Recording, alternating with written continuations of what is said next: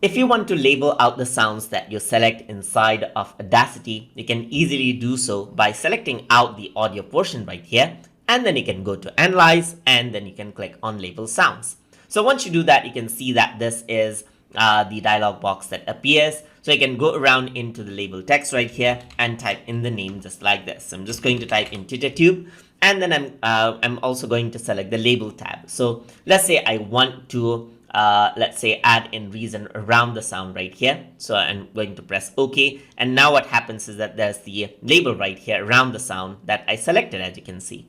You can also select this out. You can go to Analyze. You can go to Label Sound right here. You can choose the different type of threshold measurements as well. It depends on what you want to label as. Then you can go to Label tab. You can choose point before sound right here, press OK, and you can see that on the selection, the point has been added before sound right here. Of course, you can go around and work around with the label, pull and push it, because this is a regular label itself. And that is how you can use the label sounds option inside of Audacity. So hope you guys learned something as always. And as always, please like, comment, share, and subscribe.